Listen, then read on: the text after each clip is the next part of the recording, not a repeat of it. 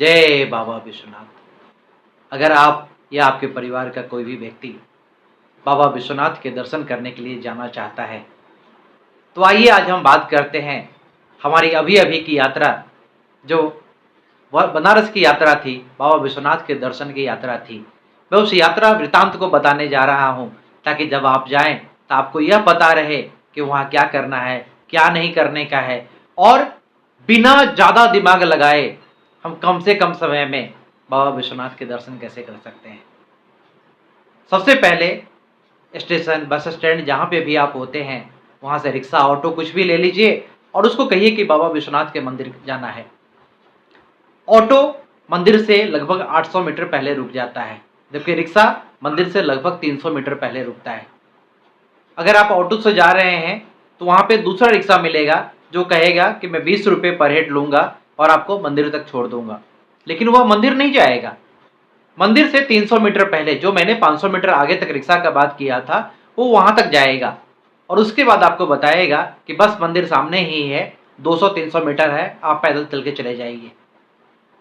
वहाँ से जब आप पैदल चलना शुरू करेंगे तो पहले के सिस्टम के हिसाब से अभी बहुत सारे दुकानें हैं वहाँ पे, जहाँ पे लोग आपको मिलेंगे। कुछ लोग कहेंगे कि बहुत भीड़ है वहाँ पे, आप फंस जाओगे, 5 घंटा 6 घंटा लगेगा। आप हमारे साथ चलो, हम आपको सीधी यात्रा करवा देंगे, सीधा दर्शन करवा देंगे। मेरे हिसाब से अगर आप भगवान के मंदिर में जा रहे हैं, दर्शन करने को जा रहे हैं, तो जल्दीबाजी करने की कोई ज़रूरत नहीं है। समय दीजिए, समय लीजिए और आराम से अपने हिसाब से घूमते फिरते दर्शन कीजिए।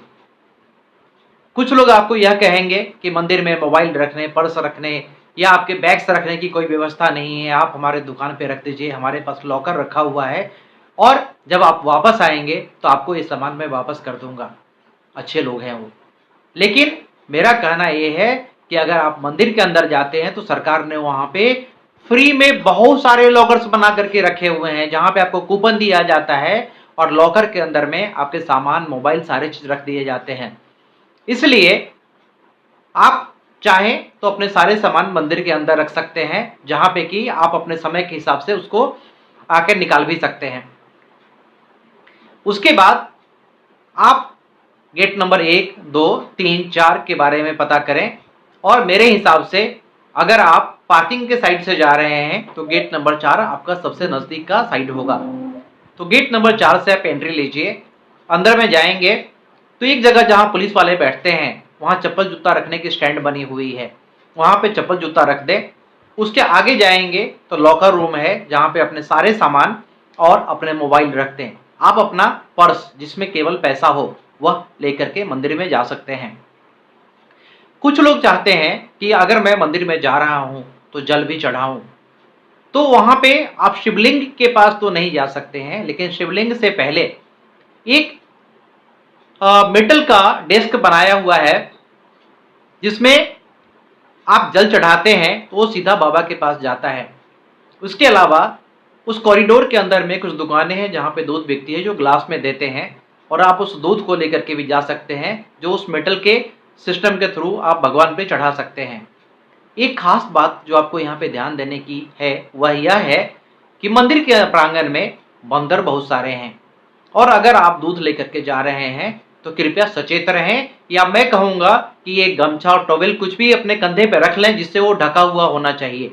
नहीं तो बंदर मंदिर में प्रवेश के पहले कहीं पे भी जब आप लाइन में खड़े रहेंगे तो शायद आपके हाथ से छीन करके उस दूध को पी जाएंगे, और फिर आप सोचते रह जाएंगे कि यार बाबा के मंदिर में आए लेकिन जल नहीं चढ़ा पाए, दूध नहीं चढ़ा पाया। तो आपको मेंटली इस चीज के लिए तैयार रहने का है। मंदिर में दर्शन का समय छोटा होता है, लेकिन मैं कहूँ कि अगर बहुत ज़्यादा भीड़ नहीं है तो 15 मिनट से 1 घंटे के अंदर में, और ज़्यादा भी भीड़ होगी तो 2-2.5 घंटे में आप दर्शन कर सकते हैं। बस आप लाइन में केवल खड़े रहिए। दर्शन के पश्चात आप गेट नंबर 2 से बाहर निकलिए और पूरे कॉरिडोर के दर्शन कीजिए, जहाँ से आप मणिकर्णिका घाट तक जा सकते हैं, जहाँ पे कि कहा जाता है कि 24 घंटे वहाँ पे श्मशान में मुर्दे जलते रहते हैं, कभी भी वहाँ पे चिता शांत नहीं होती है। तो आप कॉरिडोर से ही उसके दर्शन कर सकते हैं। अगर आप वहाँ तक जाना चाहते हैं तो गेट नंबर 2 के बाहर से एक बाहर निकलने का भी रास्ता है, जहाँ से निकल करके आप श्मशान तक भी जा सकते हैं। शाम को गंगा आरती जरूर देखिए। गंगा आरती बनारस में लगभग सब घाट पे होता है। सिस्टम बहुत प्यारा है, एक घाट से शुरू होगा और जैसे जैसे एक पे खत्म होने की नौबत आएगी उसके पहले दूसरे पे शुरू हो चुकी होती है और यह चक्र लगातार चलता रहता है। अगर आप भीड़ को अवॉइड करना चाहते हैं, आप चाहते हैं कि शांति से मैं बैठूं अगर, तो आप लंका चले जाइए, वहाँ पे हनुमान जी के दर्शन कीजिए। वहीं पे भारत माता मंदिर भी है, माता जी का मंदिर भी है। तो आप संकट मोचन भारत माता मंदिर और देवी मंदिर में दर्शन करने के बाद आप अस्सी घाट चले जाइए। अस्सी घाट में आप नौका विहार का मजा ले सकते हैं। वहाँ पे अच्छे अच्छे बोट हैं, उसके अलावा कुछ स्टीमर्स भी हैं जिसपे कि आप घूम सकते हैं, गंगा का आनंद ले सकते हैं, बनारस के घाटों का आनंद ले सकते हैं। और उसके बाद में शाम को आप वहीं पे आरती देखिए। भीड़ थोड़ी कम होती है, देखने में बहुत मजा आएगा आपको। अभी के समय में लगभग 6:30 बजे आरती शुरू होती है और खत्म होते होते लगभग 8 बज जाते हैं। जय घोष कीजिए, गंगा माता की जय बोलिए वहाँ पे। और इस तरह से आप बनारस एक दिन के अंदर में अच्छे तरीके से घूम सकते हैं। और हाँ, सबसे बड़ी बात कि जब आप बनारस में घूम रहे होते हैं तो वहाँ के चाट, वहाँ की लस्सी, इन चीज़ों को ना भूलिए। शायद ये चीज़ें और इतनी स्वादिष्ट चीज़ें आपको बाहर ना मिले, इसलिए इन सब चीज़ों का आनंद लेते हुए बाबा विश्वनाथ की जय, गंगा मैया की जय। और फिर आप ट्रेन लीजिए, बस लीजिए और अपने गंतव्य की ओर निकल जाइए।